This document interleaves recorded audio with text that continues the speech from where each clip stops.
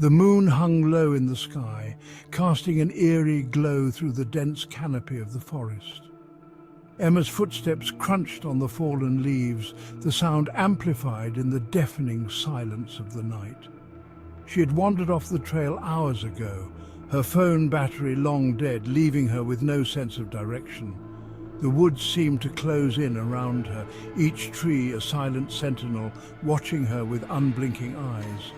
As she trudged on, she couldn't shake the feeling that she was being followed.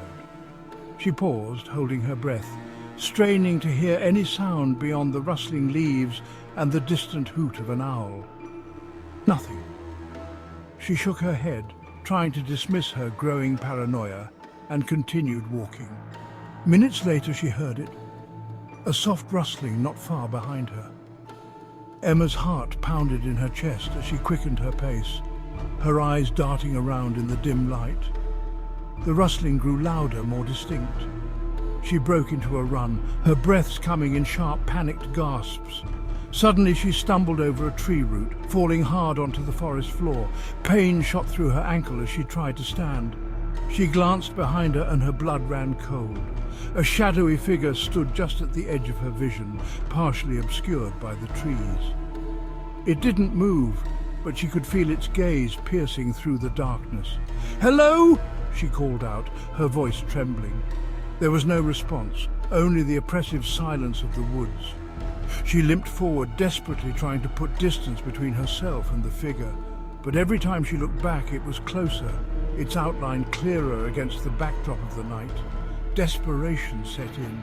Emma's mind raced, trying to remember any survival tips she had read.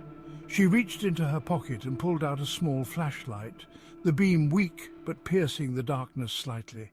She turned it on, swinging it around to find a path, hoping to catch a glimpse of anything familiar. The figure was gone. Relief washed over her, but it was short-lived. As she turned back to her path, the figure loomed before her, its face hidden in the shadows of a hood. Emma screamed, stumbling backward, but the figure reached out with unnaturally long fingers, grabbing her arm. The cold touch of its grip sent a shiver down her spine. "You're not alone," it whispered, its voice a chilling echo in the night. And then everything went dark.